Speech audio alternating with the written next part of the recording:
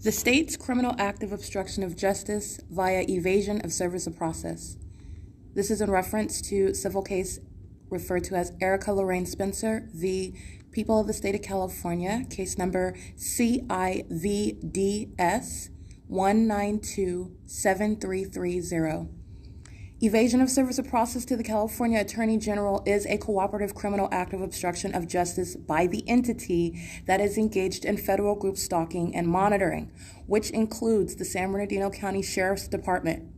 Judge Thomas Garza, identified by California Bar Number 167014.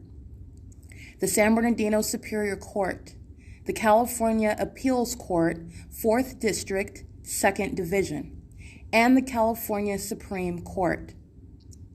Evasion of service of process is the state's method of insulating the entity from exposure and prosecution.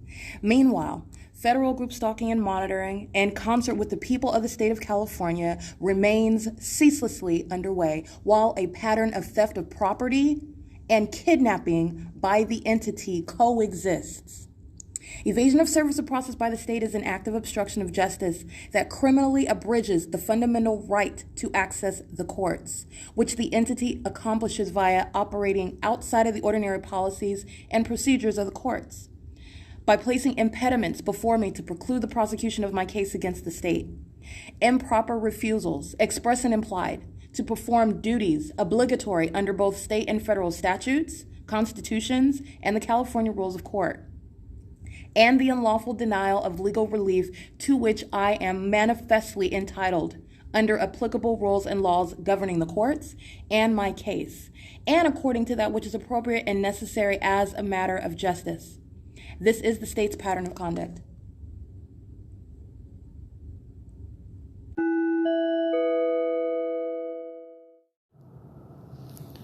All right, Erica Lorraine Spencer, this is the P.O.C. The following is documentation, real-time documentation of the state of California that is engaged in a criminal and demonic system of monitoring an American citizen with communication devices in concert with the people of the state of California. An intricate aspect of the state's pattern of conduct is criminal obstruction of justice.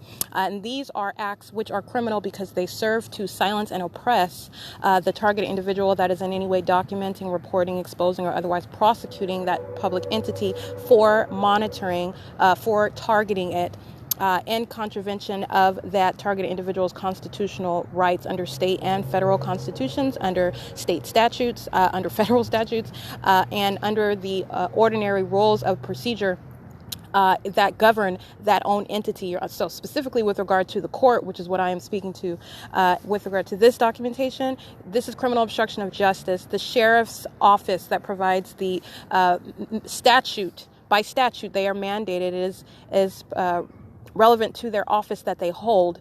They are mandated under statute to engage in providing service of process, particularly to a fee waiver recipient, as am I. And when I filed my suit, Erica Lorraine Spencer versus People of the State of California at the San Bernardino Superior Court, and on September 12th, 2019, where I encountered multiple criminal acts, and they are criminal again because this is under facts of a public entity monitoring, engaging in federal group stalking and monitoring. So this is not an ordinary civil issue with regard to, just addressing it in some administrative manner. This is under facts of targeting a public entity engaging in federal group stalking and monitoring. It is criminal obstruction of justice under such facts, and this is that which I have not only spoken to with regard to.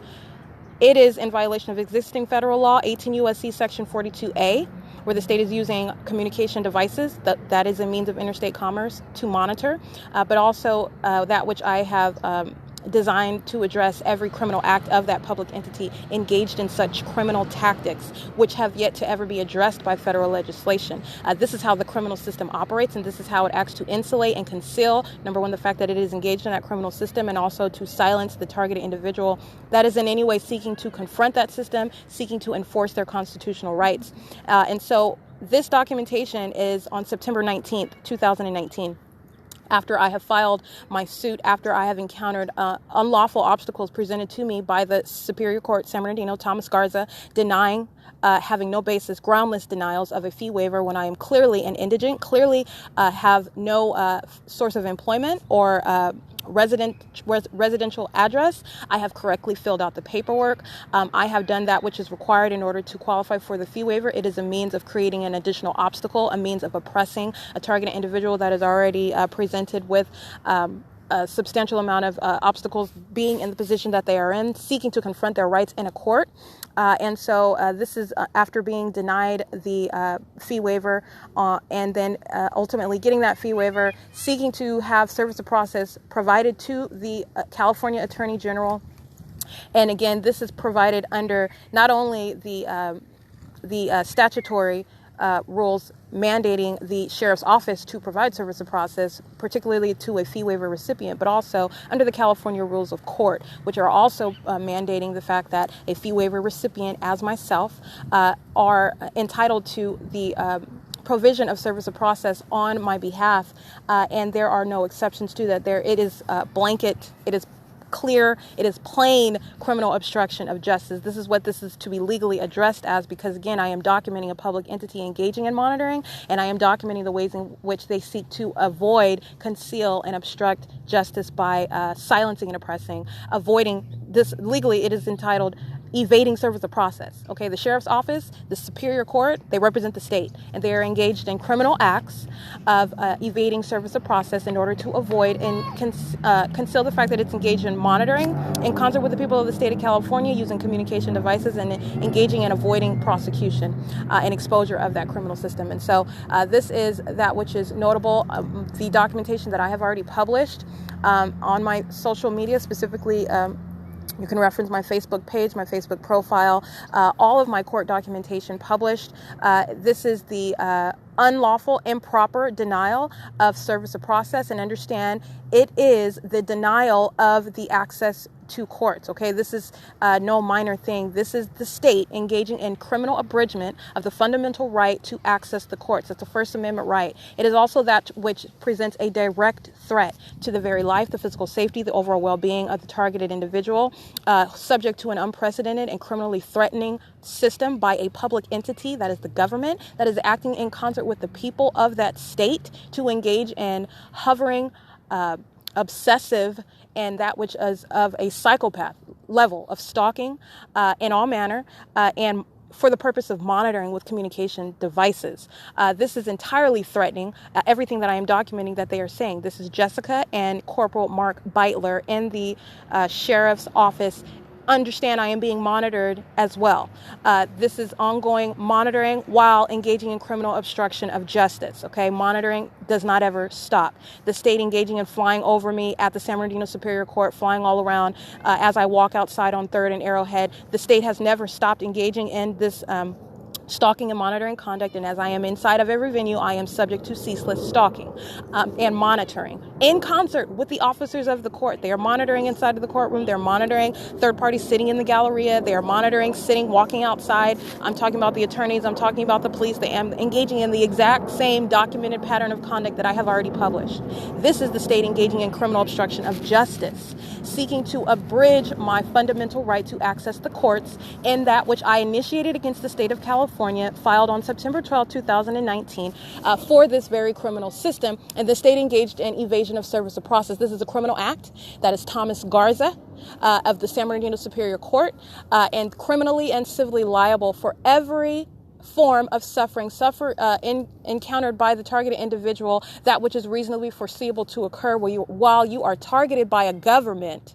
Okay, and it is reasonably foreseeable that that government that seeks to engage in continuous criminal activity, stalking and monitoring, will engage in creating fictitious criminal cases in order to take your freedom, in order to malign you and defame you and place you in a mental ward, having no legal right to do so whatsoever, engaging in repeated kidnapping by the police, which the criminal court facilitates by engaging in these farcical criminal cases where I have never broken the law and the state has no right whatsoever. And again, you are talking about monitoring. The state has no probable cause. The state has no reasonable suspicion. It is monitoring you. Okay? And every circumstance of the target individuals of my current situation is directly linked to the criminal activity of this targeting entity. It is directly linked to that. Okay, so the state has no grounds whatsoever. This is pure criminal conduct, and this is my documentation of it from the beginning to the end. Okay, this is documentation gathered on September 19, 2019. This is at the sheriff's office where I am subject to monitoring, and everything that you are hearing is audible activity. In the beginning, you're going to hear conversation. Understand, first of all, that's audible activity. I'm being monitored. Everything serves a purpose for monitoring, and monitoring does not stop inside of any venue, as I've already demonstrated, and inside of the court's own state facilitating venue, which is why they're engaged in criminal obstruction of justice. I mean, flagrant violation of basic legal principles. Okay, this is not a minor overstep, a minor point of confusion or an error. This is intentional criminal conduct intended to conceal the state's own criminal activity. All right, and that is designed under SIIS legislation that I have written and I advocate for purposes of prosecuting every criminal tactic such as this, criminal obstruction of justice, and specifically the act that is criminal, seeking to obstruct justice, is this, which is a form of documentation where the state, that is via the sheriff's office, is improperly refusing, in violation of California rules of court, in violation of statute that mandate its office and how it is supposed to engage in its duties of office, in direct contravention of this written law. Okay, they are refusing to provide service of process to the California Attorney General. This is obstruction of my ability to prosecute the state of California, and everything that has occurred from this point, it is an ongoing precipitation of harm and suffering by that targeted individual who has been blocked from the ability to prosecute the state. Understand how it is all linked together, okay? Thomas Garza is directly linked to the fact that I was kidnapped and continuously subject to criminal monitoring. This is how the federal law operates, and this is how it works, and reasonably so.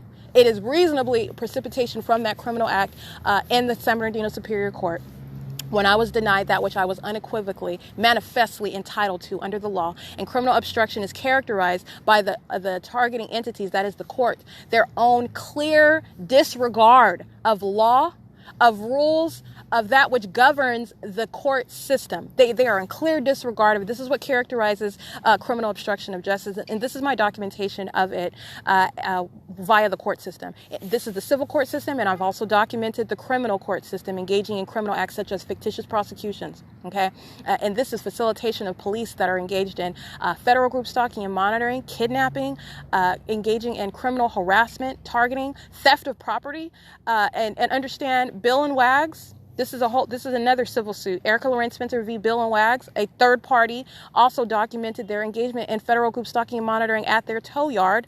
Okay, you want to understand, prosecuting a third party is prosecution of the state. So the state engaging in denying me what was default judgment because Bill and Wags did not timely respond to my civil suit that was filed on October 11th, and you have attorneys, officers of the court, engaging in that which is an unlawful act against me. It's criminal obstruction of justice. This is also published already in my documentation. Pay attention. Kimberly Appaloo, who had nothing to do with that civil case, who was engaged in the fictitious prosecution at the criminal court of Rancho Cucamonga, somehow is now engaged in this fictitious case. It's fictitious because I am the one that initiated the prosecution for conversion against Bill and Wags on October 11, 2019. They did not timely respond to that complaint. I am therefore, under the rules, under the laws of the court, okay, I am entitled to default judgment, which that court, the same San Bernardino Superior Court, unlawfully denied, having no right to do so. There is no exception. There was no conference whereby I was anyway waiving their ability to conference with me and extend their time to respond. None of that happened. None of it whatsoever. So you have the attorneys engaging in sending me a legally irrelevant email after the fact that they have already failed to respond to my lawsuit for conversion against Bill and Wags. And then you have the state engaging in carrying on, and I put that in quotations, carrying on, sending me emails as though they're going to court and publishing on the Register of Actions that there are hearings that are underway, and I'm the one that initiated prosecution against Bill and Wags. They denied me improperly, unlawfully. This is what characterizes criminal obstruction of justice, and prosecuting a third party, vicariously acting on behalf of the state for federal group stalking and monitoring for conversion of my property, is the same aspect of prosecuting that targeting entity. So understand, the state is very much interested in obstructing my ability to prosecute Bill and Wags, obstructing my ability to directly prosecute the state of California. And those two lawsuits that I filed in 2019 are related. And I filed them as such. They are directly related. That is the state of California that I am suing directly, and that is Bill and Wags that I am suing the state vicariously. Understand, third parties do not act. They do not speak. They are not present, i.e. they are not engaging in the criminal elements of monitoring on their own or as any individual or company. They are speaking, acting, present, and everything that they are doing vicariously on behalf of that public entity that is monitoring that targeted individual. So anyway, it's 2:23, just providing you a full-on context to what you're about to listen to. In short, this is the sheriff's office engaging in breaking the law, and it is under facts of federal group stalking and monitoring, which is ceaseless. I am being monitored, and they are engaging in criminal obstruction of justice by unlawfully denying my right of service of process, which entirely precludes and obstructs my ability to prosecute the state for engaging in criminal activity that poses a direct threat to my very life, the physical safety and overall well-being, and that for any other targeted individual. And that is the P.O.C. Criminal obstruction is the pattern of conduct. Okay, and the judge at the court engaging in facilitation of this, in no way acting pursuant to what he is required and obligated under the law to do, engaging in denial of due process, engaging in focusing on that which is totally irrelevant to the substance of the case, and in no way forcing the sheriff's office to do that which it is ordinarily required to do under the law. Okay, this is Thomas Garza of the San Bernardino Superior Court, engaged in criminal obstruction of justice and engaged in federal group stalking and monitoring as well. This is the sheriff's department that is documented as engaged in the denial of service of process. Okay, and this is the P.O.C. I mean, on the court date, if there is one, if not, you could call the court and see if that would be something that was going to affect it, but I don't think so. But maybe call the court and ask them. Let me see.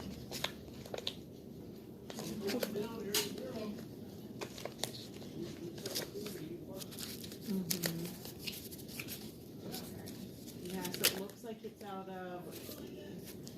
of the family court, 351 North Arrowhead.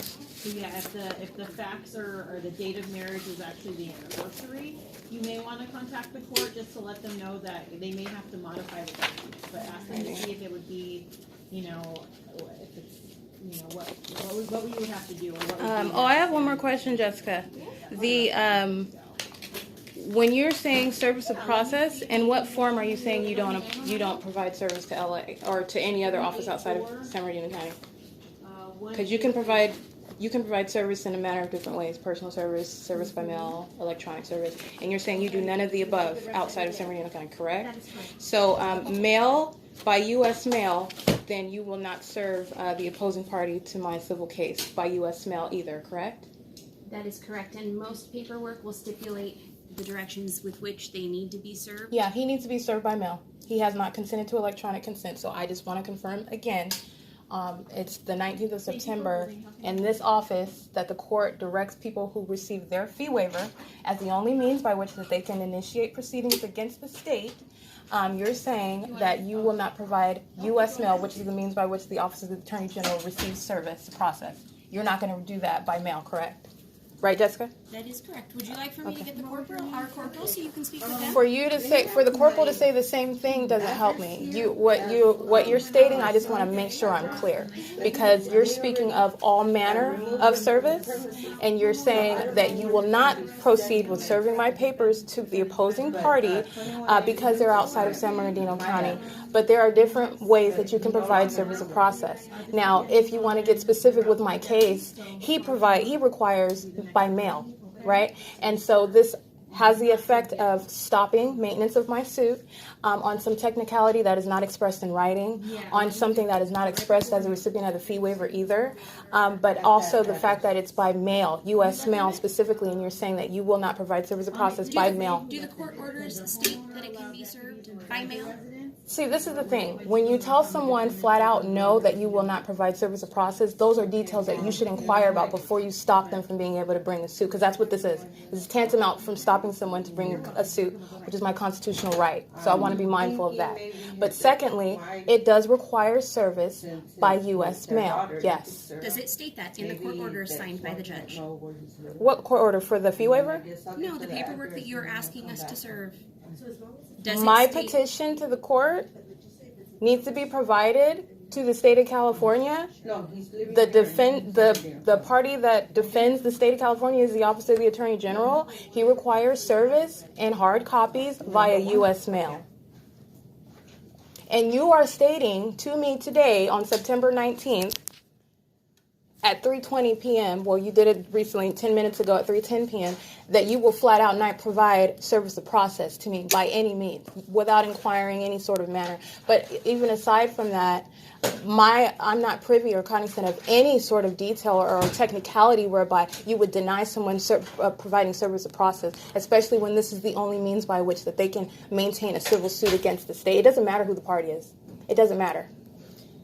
I would be happy to get our corporal if you would like to speak to him. You asked me a question and I answered it. Did you ask for a reason? It's U.S. mail. Yes. And then you can get your corporal. Do you have a response to that? It's U.S. mail. I'll get my corporal. Okay. Because the corporal can say the same thing. You're engaged in the same conduct. So I just want to make sure I get this on record. Hi. What's your name? My name is Mark. Mark? Yeah. You're the corporal? I am. Hello, Mark. I am. I was asking a question. I have to leave the office? I can talk to you about it. I'm the supervisor here. Okay. You want me to leave the office? office? Got here. We could talk. This is a public lobby. Right. Sure. I didn't catch your name. I was here trying to find out about getting service of process. Okay, tell me about it. What kind of service are you trying to accomplish here? Okay, so my simple question is I was told flat out that you guys will not provide service of process for my case.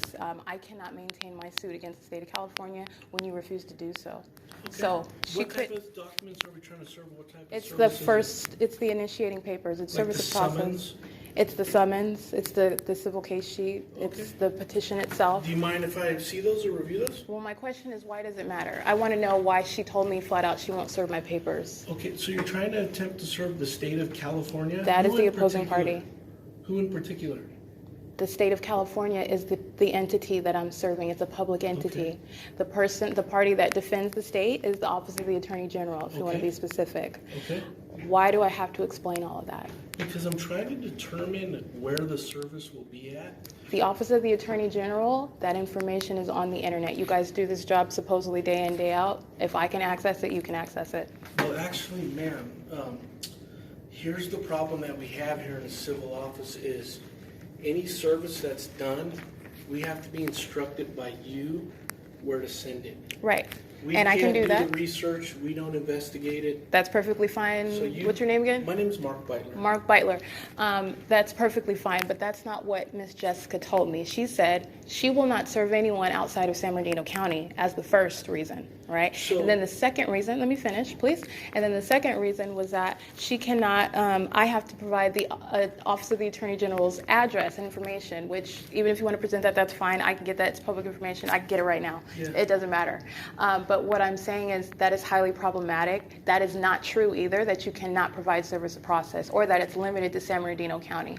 Moreover, he requires service via U.S. mail, okay? So for you to tell me as a recipient of the fee waiver, meaning I am relying on you to provide service so that I can maintain my constitutional right to bring suit against the state, that's a big problem. It's an obstacle, if you will, to being able to bring suit. And it's via U.S. mail. I can provide the address, but what she told me right now was that she will flat out not do it, and that's incorrect. When you say he, are you the plaintiff in this matter? I am the petitioner, to Okay. be specific. Okay. Why would I? Because I want to make sure if you're the instructions have to come from the petitioner, a third party. Do defendants usually come in? I mean, I guess I could come and have you send responsive. You wouldn't be a defendant, ma'am. No, I know. Why would you ask me that question? That's what I'm saying. Because you mentioned he. I wasn't Office sure. of the Attorney. His name is Xavier Becerril, but sorry, Yeah, I know just who it is. the office. The office itself. I'm referring to the office. He represents I an understand. office. So You mentioned he as if. yeah. I'm speaking of him as a plaintiff was person. asking you to have this service done. No, so let me be That's why I specific. asked that, because the instructions have to come from the plaintiff, the petitioner. I am. That's in the me. matter. So you are. So it could come from you. And the instructions. Why did Jessica tell me that she will not serve it and that it's limited to San Bernardino County? Well, so it is limited to San Bernardino County. For- For use for service by this office. By all manner of service. You're saying electronic, personal, facsimile, and U.S. mail. You only provide those sorts of service in San Bernardino Well, County. we're talking about a lot of different services. That's Without me even knowing what type of documents we're serving. And that's why she electronic shouldn't have told me service no. may not even be sufficient. But that's legal advice, which you guys are not in position to I'm provide not. to me. Yeah, I'm not giving you anything. We're actually going off on tangents here. The issue is she said no without knowing all the questions that you're asking, which to me presents the same issue that I keep running across, sir. Obstacles trying to prevent me from bringing suit against the state for unconstitutional criminal conduct. I will bring it. My issue is I want an explanation now why she told me no flat out, because it isn't proper. Because they're instructed and they're trained that service can't be done outside of this county. Right, but you don't know the address of the Office of the Attorney General, right? Is it in San Bernardino County? Exactly, but she told me no. There's kind of a play on words. I don't know what discussion you guys have had, I just told you, that's it. but I told her. if it's not in this county, it's neither here nor there. Mm-hmm. What discussion you had? I'm trying to be helpful. I'm not creating an obstacle. But these are the questions I have to ask. If this office can do it, we absolutely will do it. That's our Right. function, and we want to do it. But if we cannot, we can't. So Right. I don't think anyone's And- trying to prevent you from this. I would disagree. Even if you nicely and try to amicably say the same thing that Jessica said, it's the same. It's the same situation. But at least you're being respectful. But that's fine. I'll take that. My issue is I want to know flat out. Please clarify. Jessica stated to me unequivocally, with no conditions, that she will not provide, you or your office will not do service of process to the Office of the Attorney General. Is that correct or is that false? That is correct. Oh, okay. Yeah, All that right. is correct. Do you guys pick and choose typically the people you provide service to? Absolutely not. So what's the basis of the As long denial? As long as it follows the codes and the statutes and we can do the service, we absolutely will. And what statute is this pursuant to? Well, can you tell me if you're familiar with the code that says we can serve outside of our county? So now you're asking me if I know my rights? I am. Oh, before you tell me what Yeah. grounds upon which you deny it? Yeah, I'm That asking sounds 'cause convenient. I'm open to researching it so that we can do it, but I'm not familiar with one. So what I'm telling you is, I will go in there and research it, and if you have some codes or statutes you want me to refer to, I'm open to doing that. But at this point, based off of our procedure here, is it's out of this county, we cannot Right. serve. Okay, so that's what I want. I just want to know you're denying it because it's outside of San Bernardino County. Yes. Okay, Yeah. that's what I need A to. statute that I can refer to. It's not my job for, just because I happen to have some knowledge about my rights, it doesn't make it my responsibility. There are avenues and tools set in place for people to avoid things just like this, to be robbed of your constitutional right to bring a suit against the state. So what you're saying is unless I am armed today with a specific statute requiring you to do that which you're supposed to do and which you are otherwise would ordinarily do, you're not going to do it on the basis that, again, that it's not in San Bernardino County. I just want to confirm that. Beitler, right? Yeah, ma'am, it's solely based on you don't have an address. No, I didn't or say that. instructions, That's and not it's true. outside of this county. That's not why- true. I do have an address. Okay. I never said that. And number two, the Office of the Attorney General is not in San Bernardino. And number three, people bring suit and apply for a fee waiver at the nearby court all the time, and that does not limit them to suing people that are only in San Bernardino.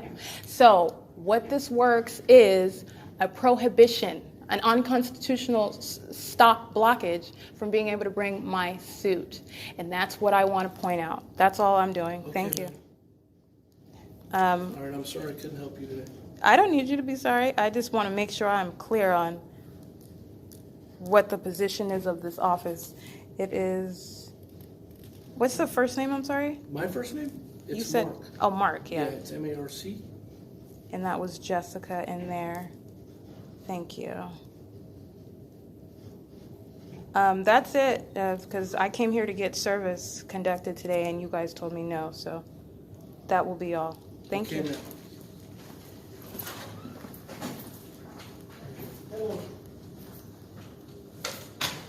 September 19, 2019, 3:33 p.m.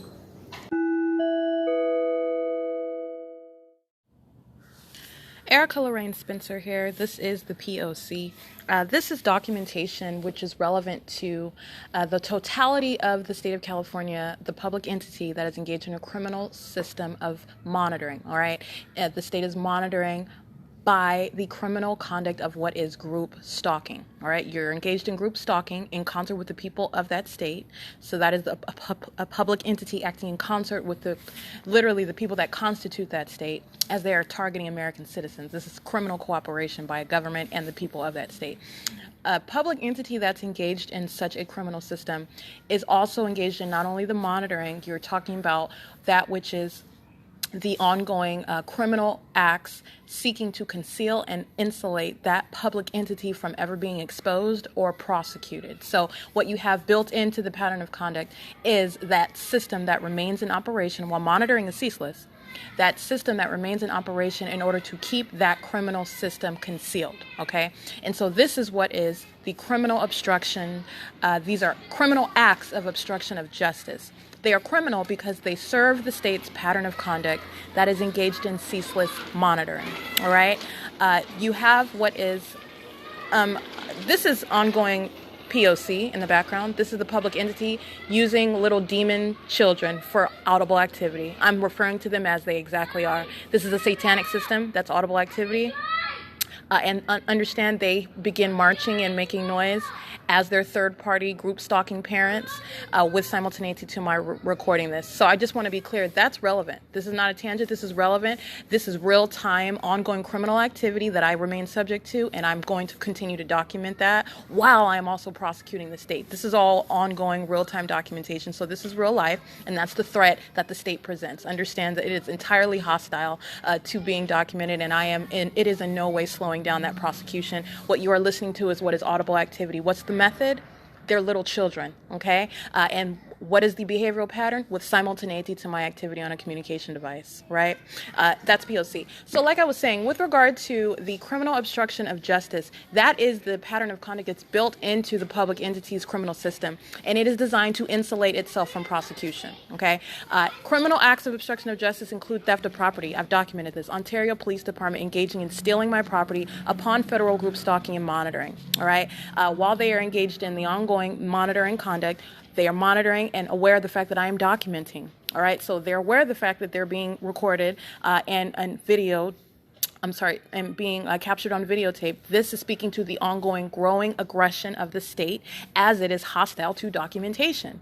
And this is the pattern of conduct. And so what you have are acts of obstruction of justice. They are entirely criminal, and they are designed to intimidate, they're designed to injure, to silence, oppress, and to otherwise conceal the state's criminal system. And so theft of property, this state has engaged in, and I've documented that. That's the pattern of conduct. Criminal obstruction of justice is the pattern of conduct. Stealing your properties by the government that you're seeking to confront upon filing a civil suit against the people of the state of California in the court, which is a state facilitating venue. Theft of property, literally days later, that's a criminal obstruction. That's a criminal act of obstruction of justice by the state, all right? And it is through third parties, that is Bill and Wags. This is documented conduct, all right? While they are monitoring. Bill and Wags engaged in federal group stalking and monitoring at the tow yard while the state engaged in the same exact pattern of conduct while I sit here at the Ovid Family Community Library and planes are flying over at Bill and Wags tow yard, planes flying over me as I sat in my car seeking to review its insides after it was stolen by the police. Understand, Bill and Wags are in the position of the government, and they are engaged in stealing my property, as the police are who have absolutely no reasonable suspicion or probable cause whatsoever. This is the government that is monitoring you, and they are hostile to your documentation and your filing of a civil suit, so they steal your property, all right? And they do so how? Under color of authority. While it has literally been stripped by third-party group stalkers. Removal of the license plate, removal of the VIN, while I'm kidnapped in jail, All right. Well, the state had no probable cause whatsoever to arrest upon an illegal arrest. All right. Upon being summoned by a third-party group stalker who was monitoring. All right. This is all criminal conduct. They are all acts of obstruction of justice. This is documented. I'm just giving you a summary of how this criminal system works. It is not only ongoing, ceaseless monitoring. It is criminal obstruction of justice by the system. It is built into the pattern of conduct. And that is chiefly engaged in at the courthouse. And I have documented the civil court, San Bernardino Superior Court. Understand the civil courts, the appellate court in Riverside specifically. That would be the 4th District, 2nd Division. That specific court is the one that I dealt with that engaged in criminal abridgment of my fundamental right of access to the courts, clear disregard of the law. You're talking about a basic fundamental right, which is service of process, all right? And that's what this documentation is about. But I'm just letting you know that that appellate court is merely engaging in what the state is engaged in totality. This documentation is representative of what the state of California is practicing as a whole. In the same way that I write down a single third party's license plate, that is representative of the entire group, what the people of the state of California are engaged in together, all right? This is demonstrative of the criminal system at large. And so with regard to criminal acts of obstruction of justice, that's the significance of what Judge Thomas Garza of the San Bernardino Superior Court in Department S17, I believe, and in that court where I was subject to the same criminal monitoring, the state flying over at that courthouse by plane and helicopter, state stalking with sirens while they are literally loitering around in relevant positions, stalking with activity using their sirens. Third parties engaged in the same, understand, third parties inside of the courtroom, all right, inside of the courthouse, all they are doing is monitoring. All right, and you're just doing it in a different venue, as I have shown.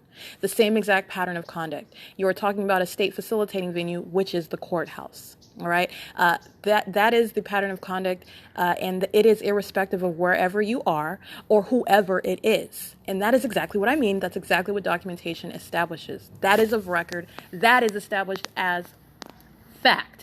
Not just my stating it. This is documented conduct. So with regard to Judge Thomas Garza, he's engaged in what is a very serious federal offense, criminal obstruction of justice, and he does so in his position as a judge. He is a criminal, all right, using that position for what is criminal facilitation of federal group stalking and monitoring, and does so by what is literally the evasion of service of process, and this was based on my filing of the civil suit against the state of California. Erica Lorraine Spencer v. People of the State of California filed September 12, 2019 at the San Bernardino Superior Court. And what I filed it as an indigent. I am a homeless indigent, so because of your First Amendment rights, these are basic fundamental legal principles, okay? No economical status is going to preclude your right to access to the courts. This is how the law is structured, okay? And this is basic. This is nothing that is very intricate or deep whatsoever, all right? And so with that, you have the fee waivers, all right? And so I filed my suit pursuant to a fee waiver, and understand every function, every act, procedure in the court is governed by rule. It's governed by law. It doesn't just exist in the abstract. And under a fee waiver, per the rules, California rules of court, and addressed under statutory provisions, you are talking about that which I've already documented. This is the sheriff's office, which unlawfully refused to provide service of process to the California Attorney General on my behalf. And this is unlawful. It is absolutely illegal in violation of their office. They are also engaging in what is unlawful intrusion into my court case, which is a case that has to do with my very physical safety, my life. You're talking about the government that's engaged in monitoring you. You're engaged in obstructing that prosecution. That is also in violation of the statutory provisions governing that office, which is the sheriff's office, all right? There is no basis whatsoever for them to deny service of process, but this is also spilling over to what Judge Thomas Garza does. And during this ex parte hearing on September 23rd, 2019, inside of Department S17, at the San Bernardino Superior Court, what I document is, first of all, understand he is in relevant position. This conversation in the court is, we are not the only ones in the court. This is also audible activity, and this is ongoing monitoring. So understand the overall universal facts remain present at all times. What you are analyzing, what you are witnessing, rather, is the ongoing acts of criminal obstruction, the federal repercussions, the substance of every word that they are uttering in this court, because this is the state that is speaking. All right, this judge represents the state that is monitoring, and that is evading service of process, which is a criminal act of obstruction of justice, which poses a direct threat to the very life, physical safety, and overall well-being of the targeted individual. And this is not any happenstance. This is not a coincidence. Criminal acts of obstruction of justice, particularly by the state facilitating venue of the court, are characterized by clear disregard of the law. This is how the criminal court also operated as well, as my documentation shows. They are in clear disregard of the law, of your rights, of proper procedure. They are engaged in outright criminal conduct. It's just inside of the venue of a courthouse. They happen to have the title of an officer of the court or of a judge. It is criminal activity inside of that venue, and criminal acts of obstruction of justice inside of the state facilitating venue, that is the courthouse. It is characterized by that clear disregard. This is what is so gnarly, if you will, about the pattern of conduct, because it's not just a questionable aspect that they're engaged in where you can engage in some sort of argument on the state's behalf. No, you're talking about that which is a basic fundamental right, which is service of process, in clear disregard of what is established statutory rules governing the sheriff's office, that which the court would foreseeably and is required to, under the law, order the sheriff's office to do that which statute requires it to do, not only under statute, but also under California rules of court, which provides for a fee waiver recipient to receive because they are in an economic state which would otherwise preclude their ability to prosecute a case, which would be a violation of your rights to access to the courts. This is why these laws exist. And you have the court engaging in blatant disregard of the laws and of the rules of the court. And so Judge Thomas Garza disregards the California rules of court that states that the sheriff's office is supposed to provide service of process, and it does not matter who that recipient of notice is, okay? You have what is the state, this is the court, this is the judge, that is engaged in federal group stalking and monitoring, and this is what rises it to the level of no ordinary violation in a court. This is under facts of federal group stalking and monitoring by a government, and these are the criminal conduct. This is the criminal system in operation seeking to obstruct any exposure and or prosecution of that entity that's monitoring, where the targeted individual seeks to prosecute, seeks to expose, or seek to report in any way. This is the operation of that system. Federal legislation does not address this in any way, and this is because this is the government that's operating this system. And honestly, the target individual is not ever supposed to be heard. They're supposed to be dismissed from society, maligned and defamed as crazy and hallucinating and making up. You know, that's the pattern of conduct. Once you are beyond that, you are talking about documenting a public entity in all the ways in which not only do they monitor through the people of the state of California, and the ways in which you are looking at blatant criminal conduct on a ceaseless, systematic basis, and the unheard of a psychopath level of stalking in all manner because they are monitoring with communication devices, and also that criminal system that is in operation in order to keep its own self concealed from prosecution and exposure. This is the government concealing its own criminal activity. This is coloring the conduct, all right? And Judge Thomas Garza represents the state. He is speaking on behalf of the state. He is monitoring inside of the state. He is facilitating criminal monitoring. He is facilitating federal group stalking and monitoring by failing to abide by the law and honing in on a tangent, which is the fact that I am homeless, which, by the way, is a violation of equal protection under the law. He is violating my rights, my access to the courts on the basis of being an indigent, on being a transient, which is illegal. Well, it's illegal, but my further point is that it is absolutely irrelevant. And he is honing in on a whole other aspect rather than the emergency that exists, which I presented to him in a very calm manner, but it serves as documentation of the criminal activity in the courts. And this is in the civil courts. I've already documented the criminal activity of the criminal courts. This is also that which is reiterated by the appeals court, 4th District, 2nd Division, okay, echoing this unlawful conduct. This is a state system in operation. And that also reiterated by the California Supreme Court. This is not a coincidence. And understand, this is basic service of process. Nothing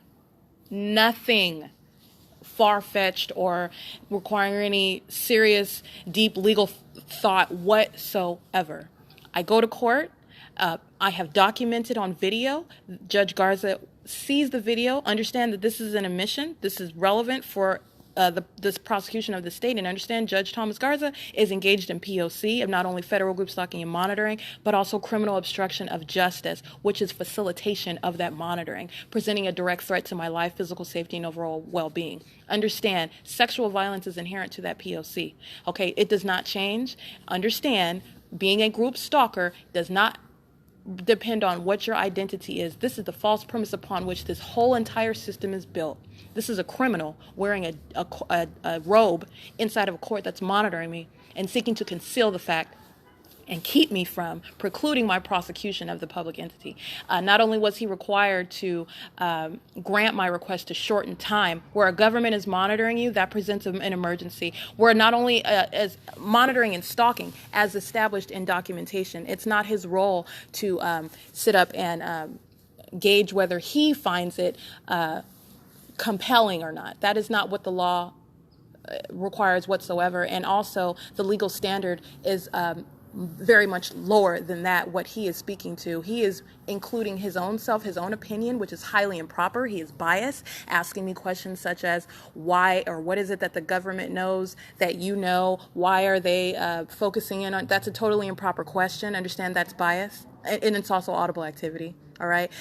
What you could really get into is that is a method. That's a form. Arguably, you're harassing me while you are monitoring me and seeking to obstruct my ability to prosecute you because he represents the state. That's what's going on. The state is flying over this courthouse by planes and helicopters.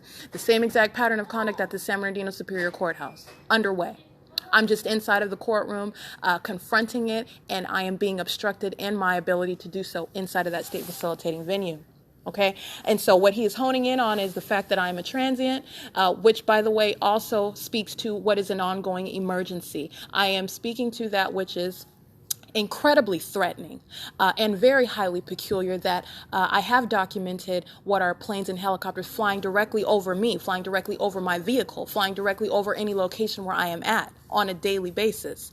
That is an emergency. That is highly peculiar, and it is not his place actually to assess whether he finds it compelling or not. And that is also not what the law is assessing with regard to granting an application for a shortening of time. It's a very, very low standard, very low standard.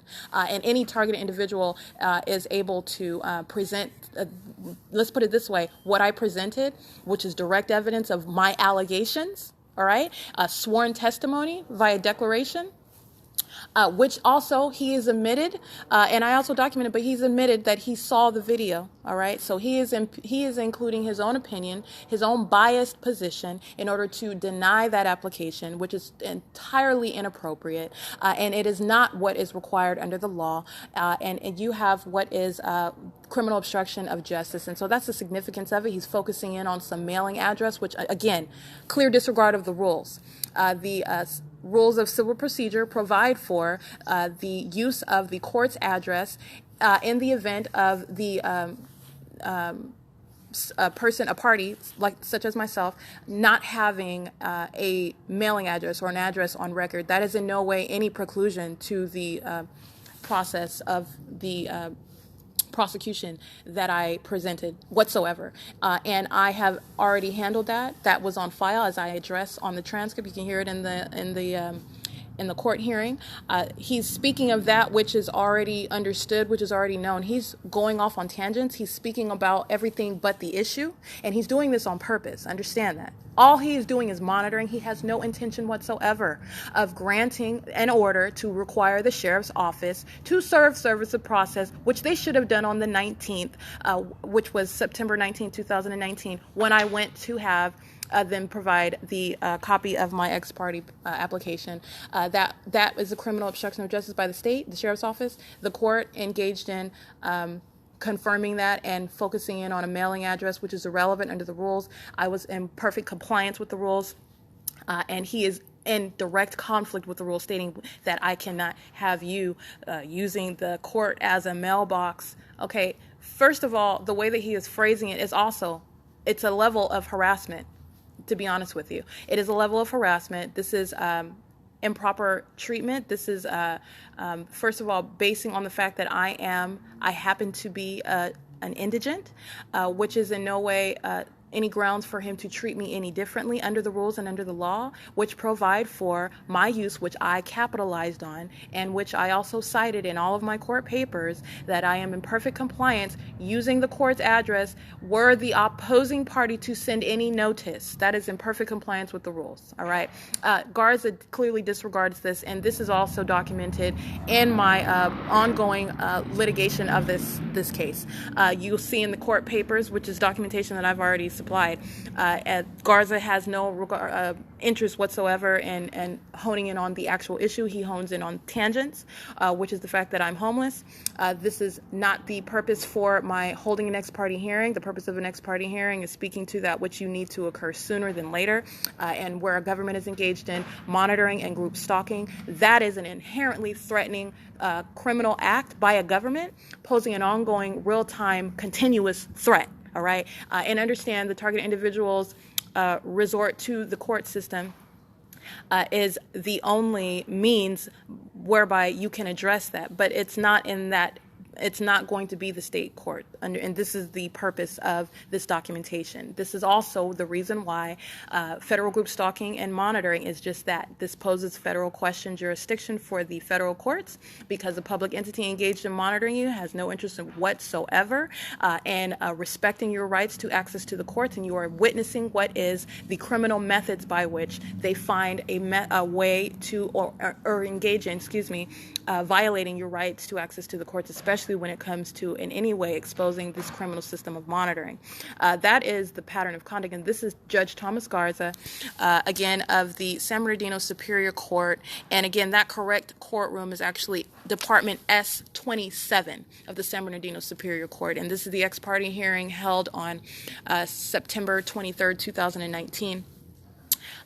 Following my filing against the people of the state of California on September 12, 2019, again, after a litany of criminal acts of obstruction seeking to, it's not just in this court that's documented, where I'm documenting criminal acts of obstruction of justice. You have to understand, on the date that I filed it, they denied me the fee waiver. I am clearly homeless. I'm clearly unemployed with no sources of income.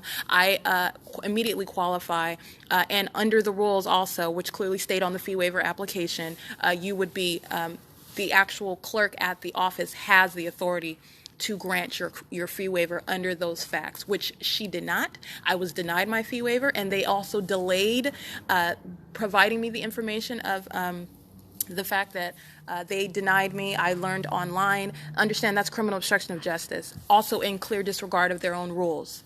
Criminal acts of obstruction of justice are characterized by the entity's clear disregard of the proper rules, procedure, and laws, statutes that ordinarily apply, right? And why? Understand, this is common sense. Why? You have the rules and the laws that apply, that exist, but what you have is a government engaging in criminal activity. So they have to engage in literally breaking the law and disregarding that law because they're engaged in criminal activity. This is criminal obstruction of justice, and it is characterized by that very clear disregard of the law and their own policies.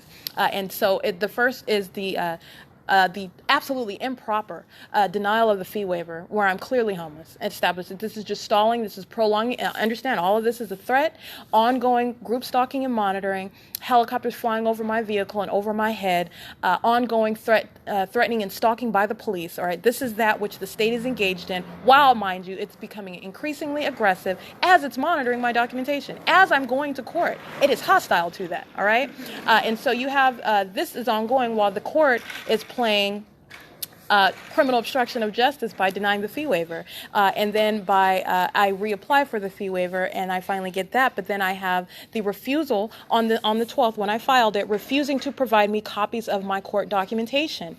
All right, that is also improper as well. That's a criminal act of obstruction of justice. This is intentional conduct as I am seeking to confront this entity. These are not coincidences. This is documentation of the criminal conduct of the court. San Bernardino Superior Court is merely representing what the state, the the state in its totality practices. This is how you prosecute. This is how you identify. This is how you recognize what are criminal acts of obstruction where a government is federally engaged in federal group stalking and monitoring.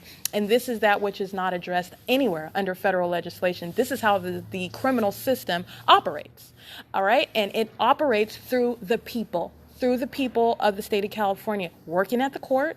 Okay, those who are licensed to engage in handling the business of the court, the business of the people, and they're criminals engaged in monitoring and facilitation of that monitoring. And this is a matter of documentation. And my court documents, as I continue to litigate that case in the face of those criminal acts of obstruction by that courthouse, by that judge, it is all ongoing documentation of every way in which the state sought to, that court, Judge Garza, sought to obstruct my ability to prosecute the state. And it is literally listed out as I filed document after document. And spelling out the ways in which the entity, because Garza represents the entity, he is acting as the state, he is speaking as the state, he's facilitating the state's monitoring conduct. As I continue to litigate, and it creates what is documentation with that court, on that court, which is on the state, while monitoring is underway, all right, of the criminal acts of obstruction and the ways in which they engaged in that, all right? So this is documentation, like I stated. This is speaking to what is the audible activity. While he is monitoring me, he's engaged in criminal obstruction of justice, denying me at the end of the day. The bottom line is what he failed to squarely address and refused to address and was improperly and unlawfully denying, which was service of process. And this is the state evading service of process after the sheriff's office unlawfully refused to serve process on my behalf to the state attorney general in violation of the California Rules of Court, in violation of governing statutes of the sheriff's office, and that is also their criminal intrusion into my prosecution of the state of California. That's the state engaging in that evasion of service of process. Thomas Garza in no way correcting it, focusing in on a mailing address when my address was already resolved per civil procedure rules, providing for the use of the court's address in the event that the opposing party responding to your notice a process sends you any notice or anything pursuant to the case. That's under the rules, all right? The judge is Garza is in clear conflict with the very rules as he is speaking in the court, okay? And that's what characterizes criminal obstruction of justice. That is P.O.C. And again, the hearing starts at, I believe, 28 minutes and 57 seconds, you'll hear the beginning of my hearing. And that's where he announces Erica Lorraine Spencer v. People of the State of California at 28 minutes and 57 seconds. Fellow, now that the motion for attorney fees asked to those defendants was also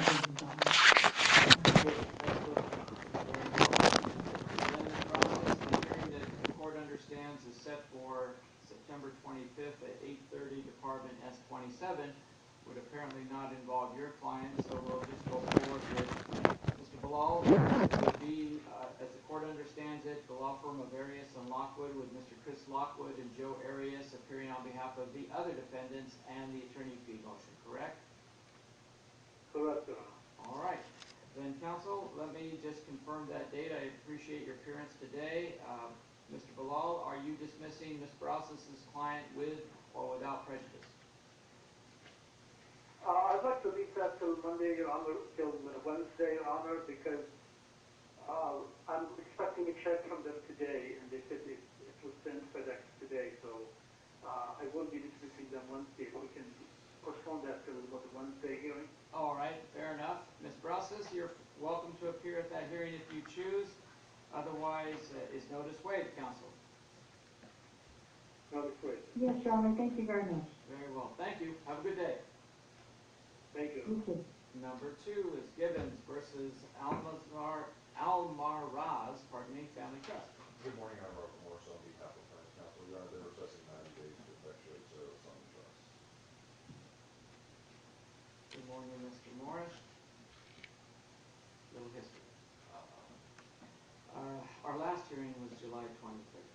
Mr. Yu Yang specially appeared on behalf of the plaintiff. At that time, the matter was set for a trial setting, which was 6 months post-filing of the complaint. Mr. Mr. Yang was implored and pleaded with to remind counsel of California Rule of Court 3.110 subsection B regarding personal injuries matters such as this one. This is not a collections case, so the 6-month adherence to the proof of service is enforced, meaning that the proof of service should have been filed on or before March 18, 2019, since the complaint was filed on January 19, 2019. To date, there remains, despite the continuance, no proof of service, no declaration regarding any efforts towards effecting service, and since the complaint was filed some 8 months ago, I had hopes that you would say we have a proof of service on file as of Friday because there's nothing in the court's file, and I was inclined to dismiss the matter today without prejudice. Well, I suppose if you want to dismissing it without prejudice is better than the alternative. I'm looking since they just sent this to me, Your Honor. Well, before I dismiss the matter, Mr. Morris, do you have any information as to the plaintiff making any efforts towards effecting service and trying to give notice fairly to opposing parties? The answer to that is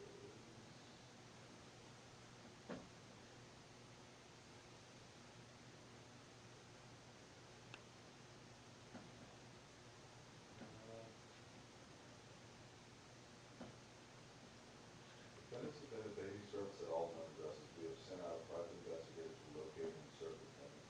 We apologize for the delay. We understand Judge Garza has given ample time to serve. However, plaintiff's counsel has been unable to effect service at this time. We respectfully request an additional 90 days in order to locate and effect service on named defendant. Is that something that was filed with the court, Mr. No, Morris? Your Honor, it is to me. To you, Judge.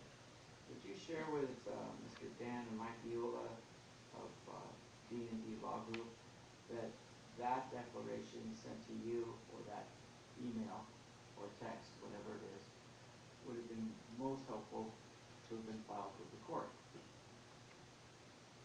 For whatever reason, they chose not to do so.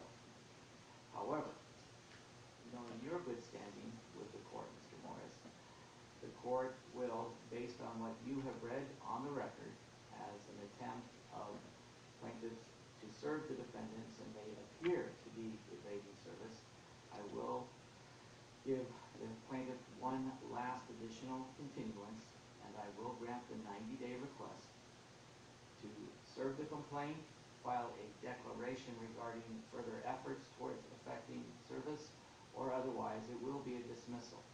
If all goes well and service is effective, then the matter will morph into a trial setting conference, which should have occurred some 2 months ago already. The new date out 90 days, Mr. Morris, will be December 20th, 8:30 a.m., Department S27. If notice is affected, then the court would ask for the trial date to be indicated on a trial setting date on that as well. We'll do that. Thanks, Your Honor. Thank you, Mr. Have a good day. You too. Number 3 on calendar is San Bernardino County versus California Housing. Good morning, Your Honor. Katrina Wu on behalf of SBCTA plaintiff. Good morning, Ms. Wu. We have your matter on calendar today regarding status of settlement. The court last hearing with you was of July 23rd. The court understood that a final order was to have been submitted within 30 days to the court. Unfortunately, looking at the file Friday afternoon, I did not see any new orders. Has something been filed with the court thus far? Your Honor, we will be filing the final order this week. We have not filed it yet, but it will be filed this week. Once that's filed and entered, we can then take a copy of that to report on the property. What seems to be the delay? And that should resolve the case. I agree. Your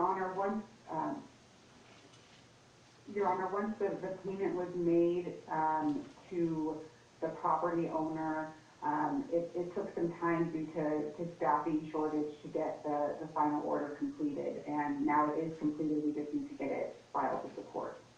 So how much time or additional time are you requesting, Ms. Wu? We should be able to file it this week and then give the court time to review it and insure it, and then we can get a copy to record. I would ask for 45 days. Let's do 30 days, Mr. Okay, thank you, Your Honor. All right, you will have a return date for a further status of settlement for the date of October 23rd, 2019 at 8:30 a.m. Department S27. I would ask if you could kindly give notice, and please make sure that the submitted final order is to the court at least 5 days before your hearing date. Otherwise, it's likely that it won't come to the court unless it is directly filed in our department. Okay, Your Honor. All right, any questions? Thank you. You're welcome. Any questions? No questions. All right. Thank you. We'll see you on the 23rd then. Thank you. Thank you. All right. Number 4 is Rangel versus Kirshner and Schmidt. Good morning, Your Honor. Robert Chandler on behalf of Mr. Rangel, plaintiff. Mr. Chandler, good morning. We have your matter on. Good morning, Your Honor. Oh, go ahead, counsel. I'm sorry. Good morning, Your Honor. That's okay. Good morning, Your Honor. This is Matthew Peters for Renovate America. Thank you, Mr. Peters. Good morning to you. I have the matter on this morning, counsel, for a status of the pleadings, service, and/or publication. Mr. Peters, we're not showing a response on file as to Donald Heinrich Schmidt. We do show service as to Renovate America, Inc. as of March 20th, 2019. So let me start with Mr. Chandler to get an update as to where we are. As to the Mr. Schmidt, we've had an attorney service go out and try to do due diligence about 4 different addresses, and we are going to submit an application for publication of summons as to that defendant. The good news on the Renovate is that Attorney Peters and I have agreed to submit the matter to JAM's mediation, arbitration and mediation. And knowing the JAM's process, that usually takes about 4 to 6 months. So I don't see anything happening regarding Mr. Schmidt, frankly, other than just defaulting him after we do a publication of summons. All right, and as a reminder, Mr. Chandler, it sounds like it shouldn't be a problem for you submitting a request for service by publication, provided, as you've mentioned, there have been no less than 3 attempts at the last best known address, and the court can sign your order to go forward with the publication. In light of the JAM's arbitration mediation comment, the court will set a further status of arbitration or mediation out 6 months to see where we stand with your case. That will give the parties a return date of March 23rd, 2020, 8:30 a.m., Department S27. If perchance the parties have resolved the matter before that date and the dismissal is on file, there will be no need for an appearance. Are there any questions? No, Your Honor. Mr. Peters? No, Your Honor. All right. No, Your Honor. Thank you. Mr. Chandler, since we don't have the other party here, would you be good enough to attempt service, or at least notice as to Yes, the I'll next? give you one. Very good. Thank you, Your Honor. Number Thank you. 5. You're welcome. Creditors Trade versus Allen. Good morning, Your Honor. Douglas Provencher for the plaintiff, Creditors Trade. Good morning, Mr. Provencher. Let me check in. Mr. Provencher, we have your matter also on this morning for a status. Where do we stand as of today? Since our last hearing date of July 24th this year, both parties had failed to appear. Your Honor, I think this case is finished. I had actually set a court call up to appear on July 24th, and then I got a note from court call that it was, the hearing I believe was the next day in case number 812783. What I think happened is when the judgment was renewed, there was an additional case number. So I did appear the day after the date for this court. So I apologize for the mix-up. What I think triggered this calendar date was the defendant's motion to vacate the judgment. He did not appear on July 24th in this court, nor did he appear on July 25th in Department S16. The judgment has been renewed. what I would suggest is the court simply take this off calendar, and if Mr. Allen wishes to re-notice his motion, he's free to do so. But at this point, there's nothing more for the plaintiff to do that I'm aware of. I appreciate that, Mr. Provencher. Would you like then the matter deemed dismissed and the court to retain jurisdiction in accordance with Code of Civil Procedure Section 664.6? Yes, Your Honor. All right, then that's what the court will do. The matter will be deemed dismissed at this time with prejudice. However, the court will retain jurisdiction to effect settlement in accordance with Code of Civil Procedure Section 664.6. Are there any questions, Mr. Provencher? Well, yes, Your Honor, I'm sorry. We do have a judgment, and it is in, it's in this case number, 12928. So I don't think it should be dismissed. I think it should just be, we have an existing judgment which has been renewed. So I don't know that there's anything more for the court to do except simply take this off calendar. Well, here's the problem with that. While I'm mindful that a judgment had been filed on March 29th of this year as to defendant Philip Allen, the matter either needs to be set for a further hearing or dismissed. If the judgment has already been entered and a judgment packet in accordance with Code of Civil Procedure Section 585 has been submitted and approved, that would take care of the matter pending any outright dismissal of the case. So, Mr. Provencher, if you're concerned about it being dismissed outright with the judgment already being submitted, I'll need to set another hearing out, and I can set it out a year if you'd like. Yeah, Your Honor, I think, well, if I may ask a question. Apparently what happened here was this case was a new case created in March of 2019 with the application to renew the judgment in case 812783. So the judgment we have is in the 2008 case, I believe. So maybe I don't care about this particular case, case 2928, because we have a judgment in the other case.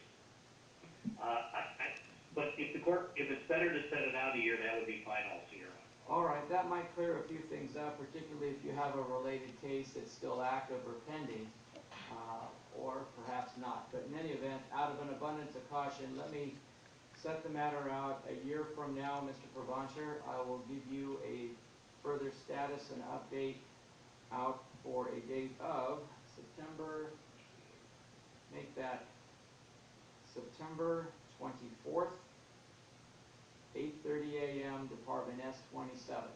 And you're free to appear by court call again if you need to. Very well, Your Honor. Thank you. All right, thank you. Next on calendar is number 6, in Raymond Evans.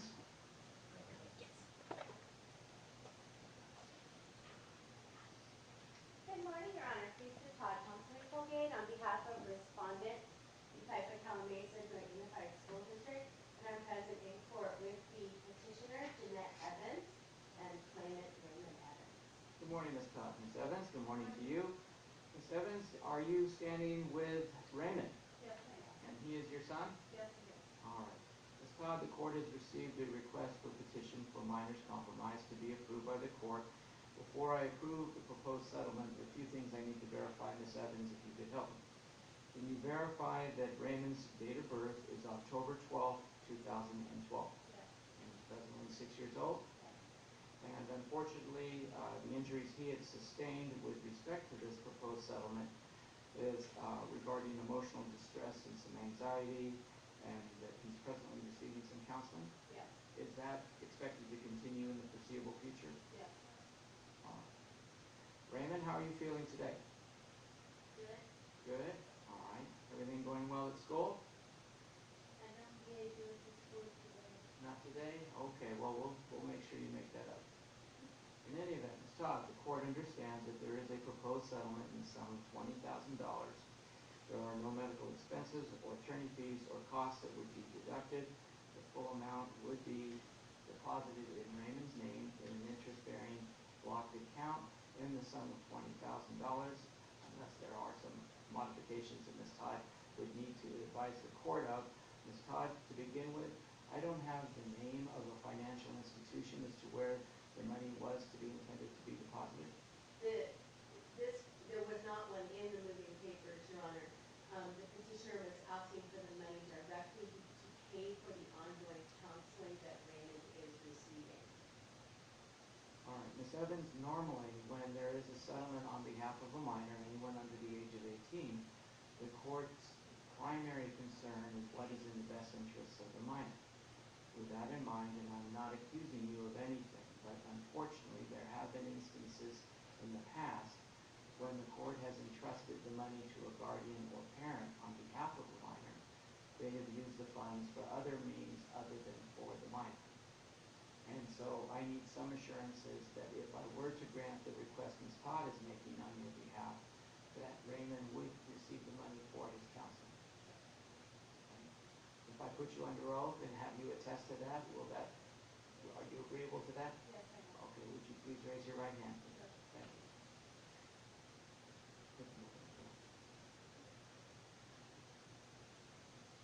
Yes, sir. Thank you.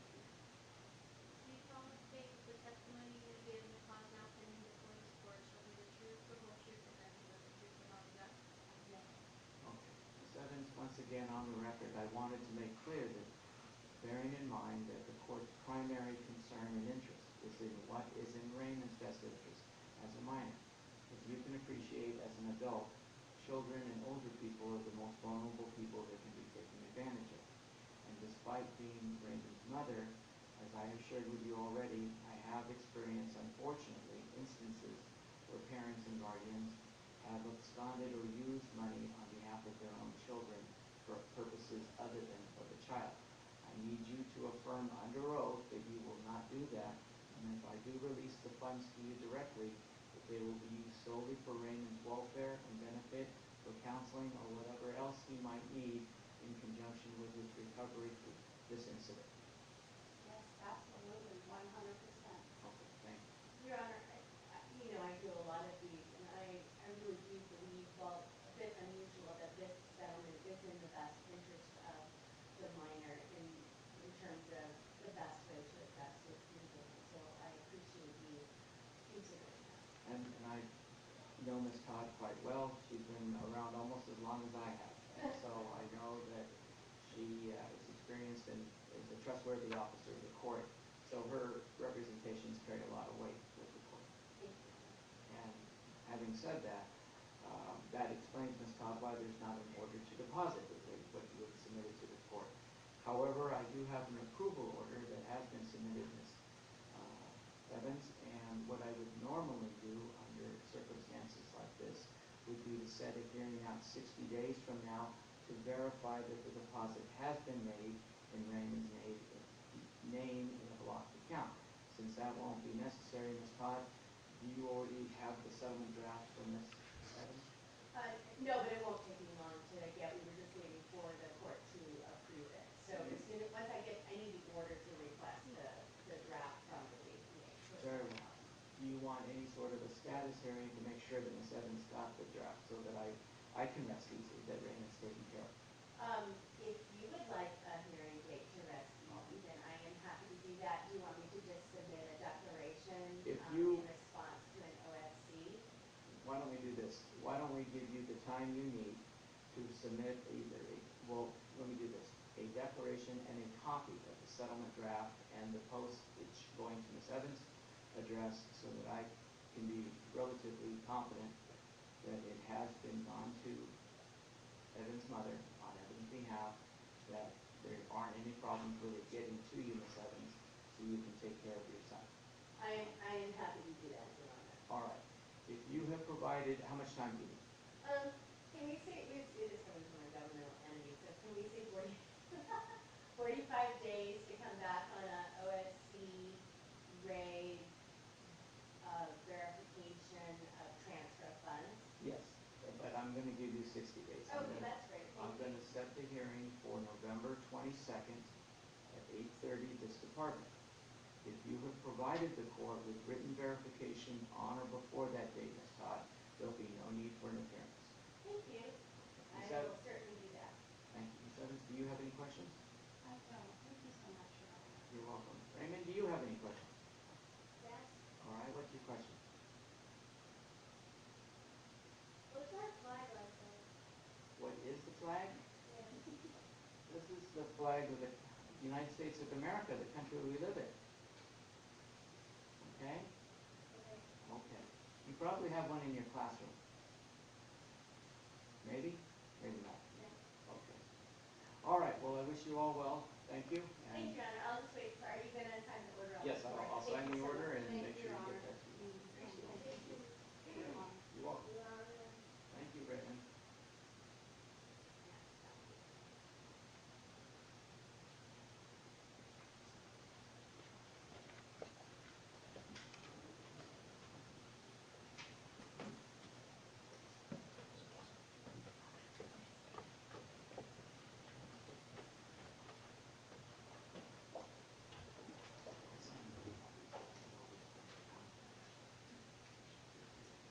All right.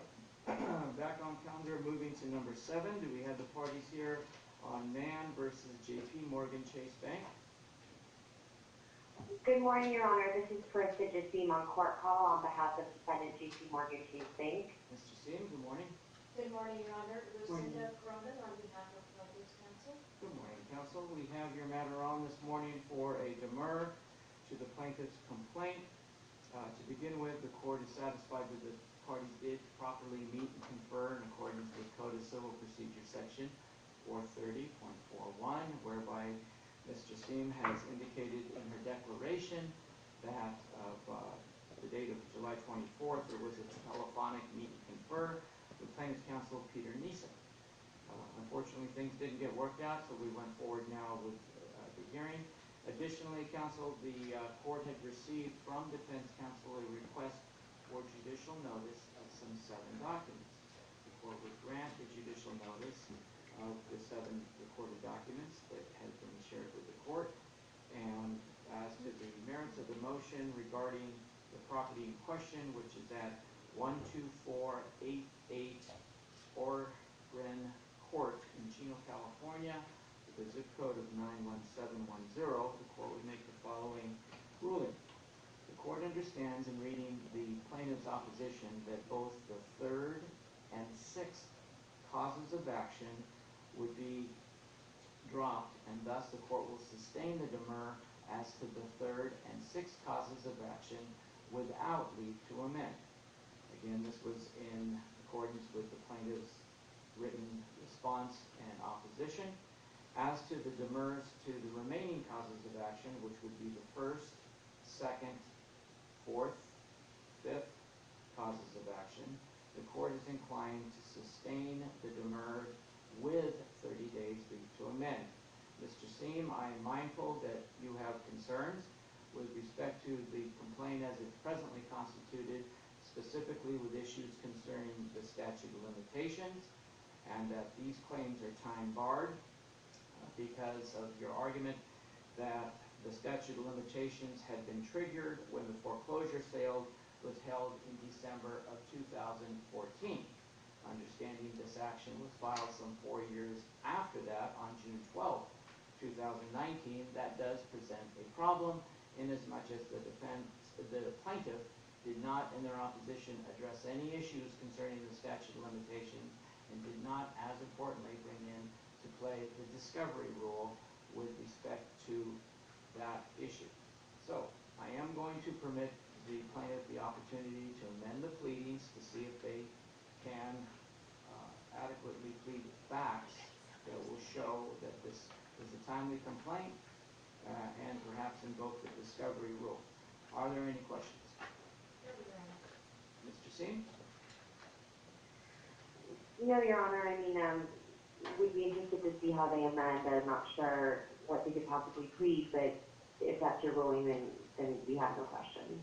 I think out of fairness, counsel, I owe them the opportunity to at least amend the pleadings, and if they cannot, then it will run its course and the matter will be dismissed. But if they should be at least allowed the opportunity to amend what they have pled. Understood, Your Honor. Thank you. Before council goes, though, however, we do have a trial setting conference that's presently scheduled for December 12th of this year at 8:30. Would the parties like to confirm that date or continue it and kick it out a bit further in light of the pleadings not yet being stable and no discovery being conducted thus far? Your Honor, this is Carissa Justine.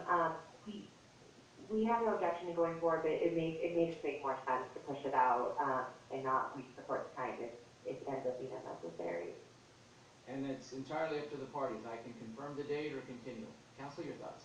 I think it makes more sense to continue it, Your Honor.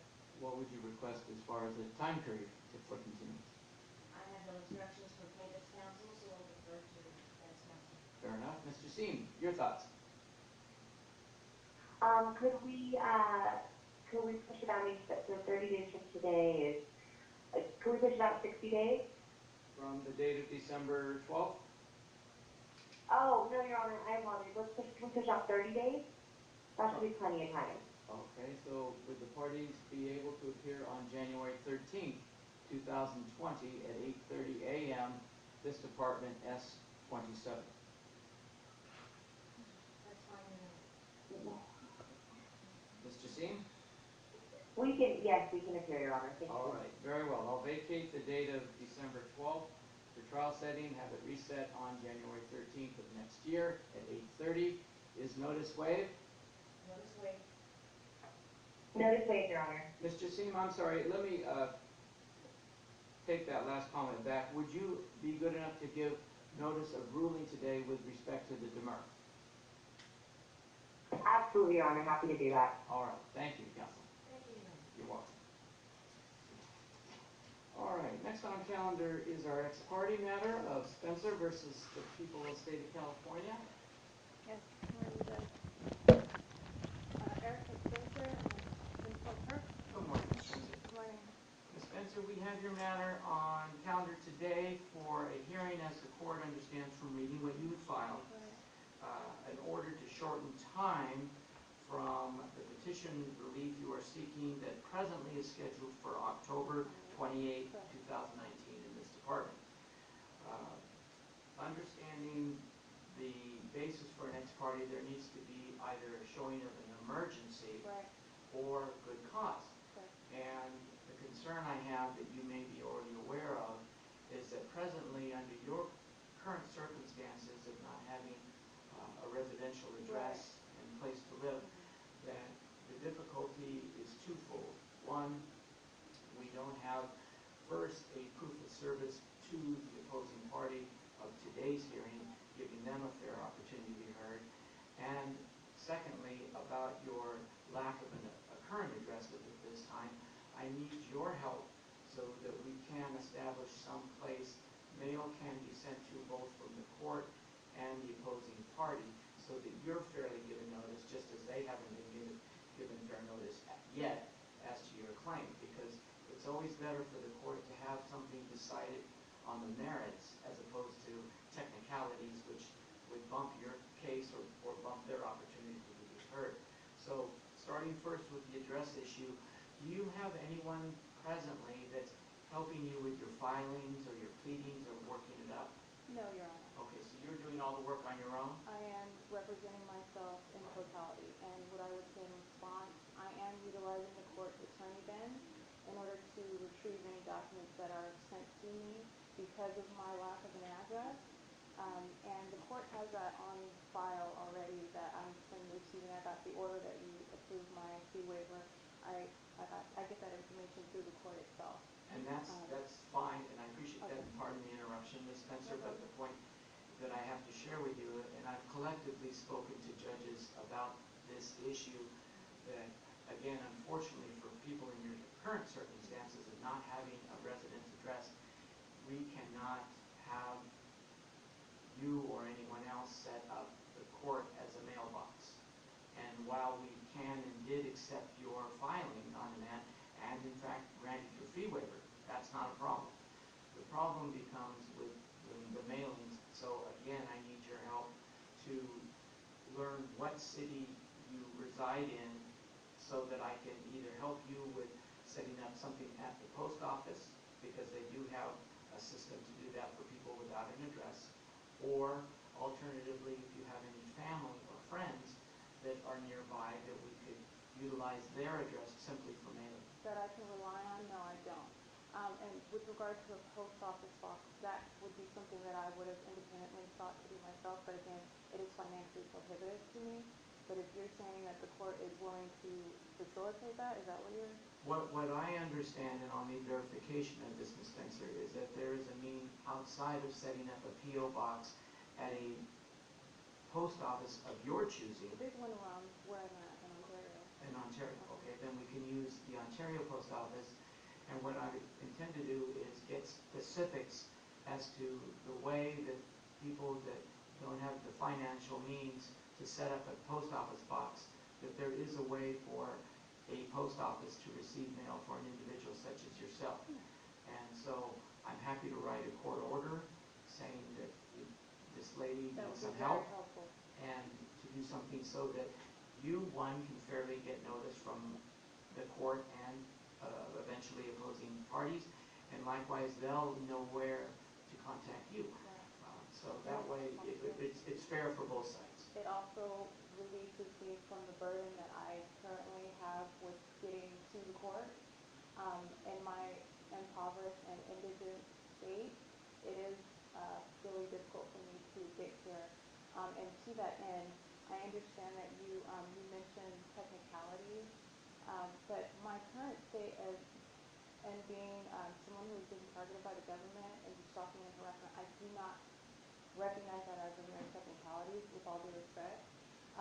And it is an emergency, if you will. I mean, the government is... And I'm not doubting the merits of any contentions you're making. What I am concerned about, and this is a fairness issue simply, Ms. Spencer, is the notice. And what it does now I'm going to deny your petition today to shorten time, but I will confirm your hearing date of October 28th, which will actually help you because it gives you now more time to send notice and also hopefully set up something in Ontario at the post office so you can have an actual return address. Okay, well, I would ask you to reconsider this, and I will say this. I would like to further educate the court about events subsequent to my filing on the 19th. And that is, again, as someone who is relying solely on the fee waiver for purposes of financing this civil case, I was finally approved on September 18th, which I learned online. Immediately after I was approved, again, I can't just get in a vehicle and transport myself here. I came as soon as feasibly possible, which was the next day on the 19th, which is reflected on the application stated on the 19th. Sorry. It is dated on the 19th, and I sought to have it filed, which was in enough time to provide the opposing party notice. However, the sole means provided through the fee waiver is the sheriff's office. And Jessica and Mark Beitler at the sheriff's office patently refused to provide service of process in any manner based on the location of the Attorney General, who is the necessary party. The nearest location is in Los Angeles. And because of the physical location of the Attorney General, the sheriff's office refused to provide notice of service in any manner. So that actually precludes me from fulfilling my responsibility to comply with Code of Civil Procedure, Section 415.10 through .40, and it also leaves my sole resource as actually moving for publication of the summons. On that refusal, I have no other means, and I have reasonably exhausted all my resources, and I've done so as soon as feasibly possible.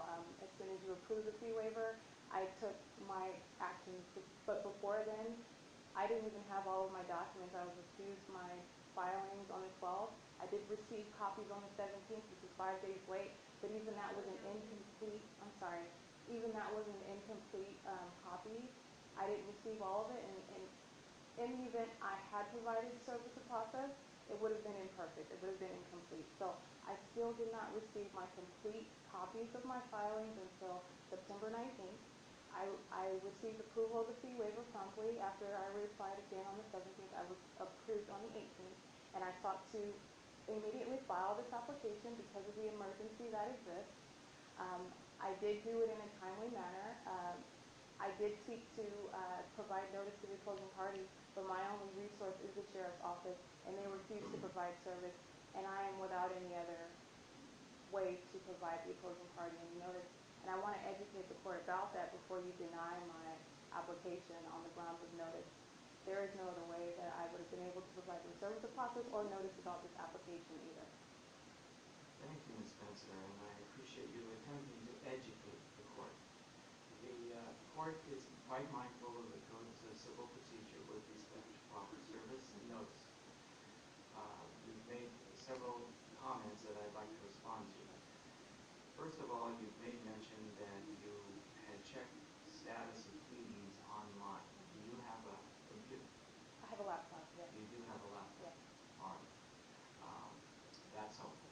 Secondly, you made a comment that I'm sensitive to regarding transportation and the expense and burden it puts on you coming from Ontario. Please bear in mind that with your fee waiver, you can do court calling, and that will save you time and expense of travel. You don't have a cell phone? Don't have an operating phone. Okay, because I understand that people that are homeless can get cell phones. Right. If you read the declaration, I have stated explicitly an aspect of the stalking and harassment that I have been experiencing for a prolonged amount of time includes invasion of my privacy. So I do not use a cell phone. I am using the internet for necessary purposes of checking the status of my case and whatnot, but I do not use a cell phone in communication or attempt. And I respect that. That's fine. I just thought just the possibility that it might help with respect to your coming and going to court. The other question I have, with respect to your helping yourself and representing yourself, which is entirely your right, do you have any educational background in law? I have a Jewish doctor. I was licensed to practice. Based on this stalking and harassment, it has gotten to a point to where I haven't been able to pay my bills. My credit, which was once in excellent state, is, I haven't even looked at it, have not been able to pay a bill. It's gotten to the point to where now I am homeless, to where my license has expired. I haven't been able to pay for the fees. It has been a situation that has, affected my entire livelihood. And it is a direct result of the long-term stalking and harassment that I started to document once it became apparent to me. The last time I was employed, I won't go into it, but I just want to let you know the last time I was employed was October 31st, 2018. And that is when the stalking became abundantly pronounced to me. And that is also around the time where I started extensively documenting what was occurring. And Ms. Spencer, with respect to your former practice, when did you pass the bar exam? December 2016. So that goes to show you, as a junior in the law firm, in the prime of my career, I would never forfeit my license or my job, and I've never had any issues with maintaining employment. I maintain the ability to hold on to a job, to thrive in whatever it is that I try to do. This is something that I have to do because of what I'm experiencing at the hands of the government. So, with respect to your former practice, and hopefully that will reinstitute itself down the road, with regards to the firm you practiced with, what law firm were you with? I was with the law firm Michael Bialis in West Hills, California. That was a private criminal defense firm. And where was it located, I'm sorry? West Hills, Glendale. Where's West Hills? Like Glendale, Burbank area. Okay, gotcha. No doubt. Gotcha. All right. Were you still living in Ontario at the time you were practicing and just commuted? No, I was homeless then. Oh, I see. I won't get into the substance of my case. That could be dealt with the petition. But I noticed the stalking before I took that job. That's how I knew how extensive the situation was, because I went to a whole different area in a city I never lived in before, in Glendale, and I experienced the same situation. I was observing the same patterns of conduct in a totally different region, and that's when I knew that it was a big problem. And how long were you with Mr. Vilas's office? I started working for him August 5th, I believe, and I resigned voluntarily. My last day was October 31st, 2018. All right. Did you work in any law firms prior to Mr. Vilas? I worked for Mandarich Law Group. That was 2016. That was my first job. And then in the interim between those two law firms, I did a lot of contractual work, documents, what do you refer to it as? Pretty much doing electronic discovery work for different firms in Los Angeles. All right. Well, getting you back on point, Right. it's helpful that you've got this legal background because it makes my explaining to you hopefully a little bit more understandable. Getting back to the primary concern that I have, which is twofold: the proof of service issue, which we don't have for the opposing party, which is now explained because you have the sheriff's office not serving apparently the Attorney General in Los Angeles, which we need to get that addressed, so that will happen, and give them fair notice. And then also establish, again, as I mentioned earlier, a means for you to have post received in Ontario at a post office of your choosing, so that we can then get a mailing address for you and a contact basis for you, particularly if you don't have or don't choose to use cell phones. Do you have an email address that you can leave with the court? I do have an email address that is on all my documentation that I've already filed with the court. Okay, very good. Let me verify it if I may, Ms. Spencer. Is it Miss M-I-S-S, or pardon me, let me start over. Is it MISSPENCER .esq@gmail.com? That is correct. Very well. Then we at least have that on board. I would want to interject that my final argument is that with regard to this application, as opposed to a regularly noticed motion, it is on the grounds of good cause that does exist. Primarily on the basis that I am currently being stalked and harassed by the government. That is a big issue, and it does present a threat to my person, to my livelihood, to my well-being, to my physical safety. And it is conduct that they continue to engage in, irrespective of my seeking to bring civil suit, which is my only means of confronting such conduct against the government.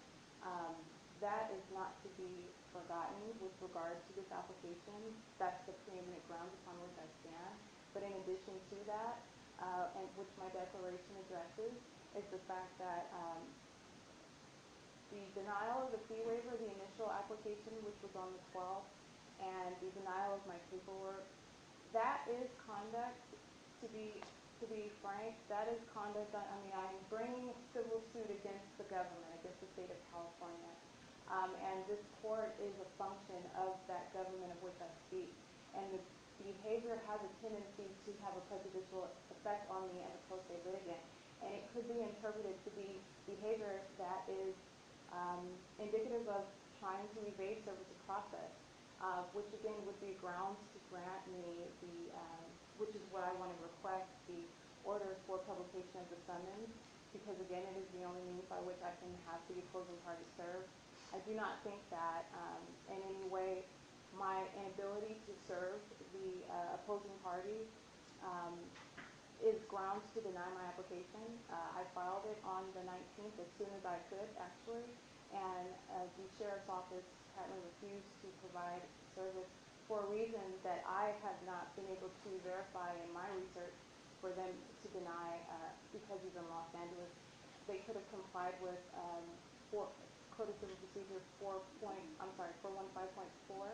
or .30 U.S. mail, and they denied service in any manner on the grounds of a physical address. Code of Civil Procedure 413.30, in any manner that's reasonably calculated to actually apprise the opposing party of notice, they could have thought of some other reason, but what I was confronted with was just a refusal at all, which again, I would say could be interpreted as behavior on the part of the state to evade service of process, and I'll stop there. Thank you, Ms. Spencer, and I appreciate your perspective of what you deem to be a refusal or denial of your personal rights with regards to moving your case forward. Please understand, though, that the very problem I've tried to bring up and share with you today with regards to a lack of redress is probably the reason why the Sheriff's Office has been unable to accommodate you with regards to serving anyone in this matter, including, but not limited to, the Attorney General or anyone on behalf of the state of California. Yes, it is true that this state court is a part of the state government, which you had voluntarily filed your claim in on your own accord. But the concern I have is trying to help you move the case forward. And to that end, we need to do two things. We need to get you an address for return mail, and we need to see how the Sheriff's Department can best effectuate service for you. As you may have heard me mention earlier this morning, the court cannot and will not sign an order for publication unless there has been at least 3 requisite attempts in accordance with the Code of Civil Procedure regarding service by publication. And I have no declaration from you as to 3 attempts, let alone 1 attempt even going forward with the Sheriff's Office because of this problem with the lack of address. So, in order to help you to move things forward, we need to first establish a post office address for you. It appears that you are interested in doing that in Ontario. And then secondly, I need to make sure that the opposing party, whoever it is you're intending to sue, because your petition just says the state of people of the state of California, which taken literally would be each individual in the state of the California versus any governmental entities of the state of California. No, I'm suing the state of California. The people of the state of California, is that not a proper identification? It depends. And so that's a point of clarification that may raise a question by opposing parties once they get involved in the case. The point being is that I need to help you and the parties get together so we can move your case forward on the merits as opposed to getting hung up with these notice and procedural problems that presently exist. So, with that in mind, first, I don't find that there is an emergency, despite your representation there is, to grant the ex parte to shorten time because of this notice issue. I need to have you get an address that we can mail, have you receive mail from and send from, and also verify our hearing of October 28th. Until and unless we get you to give the opposing side notice, any order the court would make would be null and void without giving fair opportunity for the other side to be heard. It would be like them bringing a claim against you, Ms. Spencer, without giving you notice of that claim. I would again ask I would ask you to reconsider, because the rules specifically state exceptional circumstances work to circumvent any requisite amount of notice. And I also want to make sure that I interject. You said that the Sheriff's Office denied service of process because of my address, and that is not why. I asked them over and over again, specifically Corporal Mark Bightware, because I wanted to be clear the grounds upon which they were denying to perform service of process, and they said it was because the Attorney General's office is in Los Angeles. It had nothing to do with my address. But I would, and the last thing, just in response to what you're saying that there is an absence of an emergency when the government is engaged in stalking and harassing you, which creates, it's inherently threatening, and it is nonstop. So as an indigent with no place of residence, I am repeatedly and unceasingly exposed to this conduct. That is criminal, but I only have the ability to seek a civil case against it. And my declaration states, and I can prove it on my cell phone if you need me to pull it out, but I declared it in my paperwork. I thought you said you didn't use cell phones. I don't have an operating cell phone, but I still have phones that have like video and recording. So yeah, but I don't have. Do you have a vehicle? I have a vehicle also that doesn't work. It's inoperable. How did you get to work today? I took transportation, which is how I've gotten to court every other time. And what means of transportation did you take? What means? Yes. The bus. Oh, you took the bus? Yes. All right. So, with regard to the lack of an emergency, my declaration establishes otherwise. When airplanes are following me around to and from the court, and also, and at every other place that I go, that is an emergency. And the fact that it's not an individual we're talking about state stalking, it is the government itself, that is inherently threatening. And that does present a danger to my livelihood. So I strenuously would ask you to reconsider the statement of saying that there is no emergency on the grounds of notice. In addition to that, the rules state that exceptional circumstances and the existence of an ongoing emergency to my safety and livelihood at the hands of the government that's involved in stalking me is an emergency and an exceptional circumstance to the ordinary notice requirement. And the sheriff's office refused to provide the notice that I sought to provide to the opposing party. Okay. Once again, Ms. Spencer, I appreciate your perspective of what you purport to be claims against the government. Unfortunately, this is a very unusual claim that you are making with the court, and there is no objective verification of anything other than what you represented in your declaration and your petition. It's sworn testimony. Well, and again, I've had many instances of sworn testimony that was not necessarily accurate. Okay, well, I've sworn in the declaration that I have it on video. So that's patently. Okay, and just to go to that next step, what video do you purportedly possess right now? You can show the court that airplanes are following you by the government. What I have more than one. I just used September 12th as an example, demonstrating the malice and the willfulness on the part of the government. They followed me to the court. They're fully aware of the fact that I intend to sue them. That's why I used September 12th. But I have been documenting this since with the presence of the airplane since December 18, 2018. I understand. I read your declaration that this has been ongoing. You gave a list of different things that you purportedly are claiming against the government. My question, once again, is what proof do you have that this is true? Would you like to see the video? Yes, I'd love to see the video. Sure. How do I display that on there? Pull it up on the phone, and I can see it. Okay. And with respect to your vehicle, Ms. Spencer, you said it is not operational? Yes, it's been, that is an aspect of the harassment. My car, all of a sudden, I never had any issues. I understand cars have issues sometimes. My car never experienced any issue. It's been defaced. My license plates were taken off. That was April 26, 2018. It's a little dark. Where is your car presently it's stored? parked on Vine Avenue and G Street in Ontario. And about the helicopter, there was also in the background it sounded like radio static that was ongoing. that was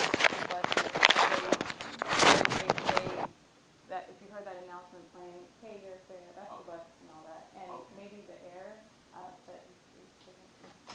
But no, I don't have any sort of radio and anything like that. But I'm not sure that the court appreciates the seriousness of what I am alleging. I'm not making up stories. Let me offer this, Ms. Spencer. Sure.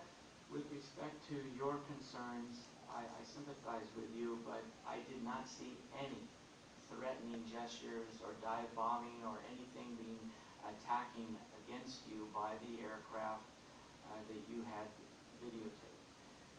The fact that the aircraft is following me, that I've captured is not threatening. The fact that well, I didn't even see, it was very difficult to make out the helicopter in your video because of the distance, and that's another factor. Again, assuming the helicopter was following you, which again may be a point of dispute from the opposing side, but assuming it were following you, it did not seem to be doing anything threatening or putting your safety in jeopardy whatsoever. So I don't find that there's good cause or an emergency to grant your request to shorten time, other than what I will confirm your hearing of October 28th, 2019, 8:30 for your petition. Again, we need to get a set up for you for a mailing address in Ontario, and then see what we have to check with the sheriffs, so they will serve your papers on the Attorney General or whomever it is you wish to serve. Okay, couple of things. Unless you would like to see the helicopter flying over my vehicle at 9 o'clock at night, would that clarify what is occurring? If it Because were a foot above your vehicle, yes, that would concern me, but so from the the height. elevation. So on the grounds of the elevation of the aircraft that are following me from place to place, Yes. you're judging whether or not it's presenting a threat to me on those Correct. grounds. So it is okay for these aircraft to follow me around. Well, again, that's your perspective that they're Well, that's not a following. perspective. So It may not be accurate. The planes do fly overhead. They fly over my head too. Helicopters? And helicopters. Helicopters at the San Bernardino Transit Center and at the Fontana Transit Center, and flying over the 7-Eleven in the residential neighborhoods, and flying over the Walmart that I go to at the times that I'm there while I'm sitting at the bus stop. That is conduct that is following me around, remaining in proximity. It is per the definition of stalking under the civil and criminal statutes. And if today you would like to respectfully, but I'm going to state that I patently disagree with what you are trying to define as not threatening. That is the government. Who else is going to have the capability to do that? And that is something that is inherently threatening, that the government is engaged in such conduct. Irrespective of elevation, the fact that it is occurring, it is threatening. If I was an individual suffering this sort of treatment by another individual, I could get something like a restraining order. But I don't have those tools available because it is the government itself that is acting. And they're able to get away with it by means of stating that because on a video it looks farther than it actually is with your human eyes, number one. And number two, because he wasn't like parked over me in the sky as opposed to flying over and me catching it on video. But that's not a danger. And I just want to state on the record that is, I'll just say that I strongly disagree with that. I'll leave it at that. And that is not a matter of my interpretation or my opinion. That's just not the case as it's been documented. It's not the case. It is not the case. And the fact that, and that's exactly why I submitted this application, because the court does not appreciate or intend to address what the state is actually engaged in. The sheriff's office refused to provide service of process. So for me to go again, are you going to give an order to require them to do so? Yes. Okay, well that presents another obstacle that leaves me again subjected. It prolongs my subjection to the state's conduct. That was Thursday, so they refused it, and I come here today and the court denies my application. All it does is send me through the same cycle, like denying my fee waiver does, like denying me my paperwork does. Well, Ms. Spencer, the best I can tell you is I have been patient. I have tried to listen to every concern you've expressed, and I have tried to offer solutions to help you move your case forward and have it heard on the merits.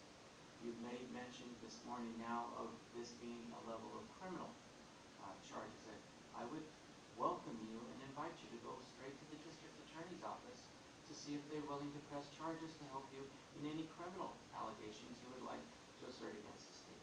You're welcome to do that as well. Okay, so I just want to clarify, if you'll submit an order to require the sheriff's office to serve it, then if that's what you're going to do, then that's... What I'm going to do is first deny your ex parte order to shorten time. What I'm also going to do is order you to set up with the post office in Ontario a mailing address. And I'll give you a minute order saying that the court requires that, so that there's no charge to you. All right? So I can help you. With respect to the hearing that we have for October 28th, I'm verifying that hearing, which will give you additional time. Once you have a valid mailing address, then we can order the sheriff's department to serve whomever it is you would like. 1028 is still far out. I can have the address set up today, this afternoon. The purpose of this application is to advance the time. That is merely a procedural request. I understand. The purpose that I'm trying to make crystal clear with you, Ms. Spencer, is you have to give the other side notice to challenge what you want on the merits of stalking charges. That's what you are trying to address. We need to address that sooner than later. And until and unless you give notice and service to the opposing parties who you claim are harassing you, we cannot make an adjudication on the merits. We need to get the parties together so each side has a right to address your concerns. Well, I just want to say that is what you rule. It's your court, you can do that, but the rules specifically provide exceptional circumstances. You have chosen to not appreciate the circumstances that I have presented to I the have court. chosen to disagree with what you put forward are exceptional circumstances. I do not find exceptional circumstances. Right. With regard to the government engaged in stalking conduct. And that's what I'm saying, you just don't appreciate those circumstances that I have presented, and the rules provide for that, in lieu of any notice that is otherwise provided. If you agree with my rulings, you're free to avail yourself to any other recourse you feel is appropriate. All right? No, I do. I'm just clarifying what you're stating. I'm trying to clarify as well. Okay. All right. So I'm denying the ex parte. I'm verifying your hearing date of October 28th, 8:30 a.m. This department for your petition for relief. And unless and until you serve your petition before that hearing date, that we cannot hear the matter on the merits. And please bear in mind, I'll share with you, that while you are attempting to bring a claim against a governmental entity, which in and of itself has its own set of rules, which you may be aware of, I would also refer you, as I had referred to parties earlier today, California Rule of Court 3.110 subsection B, which requires that in normal civil complaints, which yours would be in the universe of, service is to be effected within 60 days of filing the complaint. Your complaint was deemed filed on September 12th, 2019, which gives you until November 12th, technically, to serve, unless you can show that you've made efforts to do that. So it remains to be seen how that will play out. I'm just trying to remind you and advise you as to what your requirements as the party bearing the burden of proof to prove your claim. I can declare or file a declaration of what happened on Friday. I'm sorry, on Thursday. But so if you submit provide me an order, I guess, to go to the P.O. box and set up an address, and then require the sheriff's office, if that's what it takes for them to perform, to provide service of process, I will merely seek to submit another application because the urgency does not go away, and waiting until October 28th is still not feasible under my circumstances, and that is also in line with the argument of my petition. Well, and also bearing in mind that you have shared the history of me when you were working with a law firm that you said back in 2018 had commenced the stalking that you have chronologized and have made a record of, that, again, there would be no good cause basis for an emergency, as you see it, if this has been ongoing for over a year. Not the airplanes aspect. The government has made itself more pronounced since I made myself more basically aware of what they were engaged in, because they're invading my privacy, because they are stalking me. They know what I know, and they know that I'm taping them. They know that I'm coming to court seeking to maintain a civil suit against them. What is it that you know that concerns the government? That they're engaged in state stalking, and that I'm actually confronting it. But why are they stalking?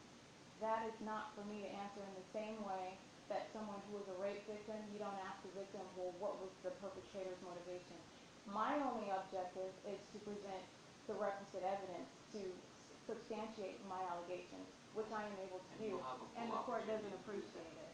That's all I'm saying. The court doesn't appreciate it. The court disregards it and calls it... I considered it. It's just not credible from what you showed me evidentiary-wise. It doesn't get any more credible than video, because if I were to tell you verbatim, word for word, then you could label me as crazy, right? But I have video that substantiates it, and that was just one example. That's just a fraction of the long-term conduct that the government is engaged in. All right. Well, I wish you well. Alrighty, and publication of summons is not an option either until I try 3 times? Is that what you said? That's what the rules require. If you're going to continue to represent yourself, you may want to read it. I'm familiar with the words, with the rules. Thank you, Judge. Do I wait?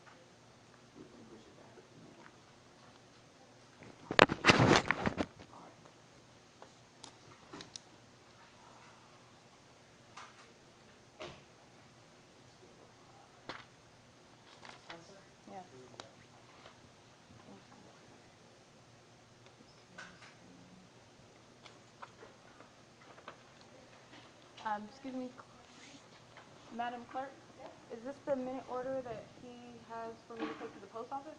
Yes, it just states that your order is to set up the mailing address at the Ontario Post Office. Okay, and they're gonna recognize it as, It's the minute order from the court.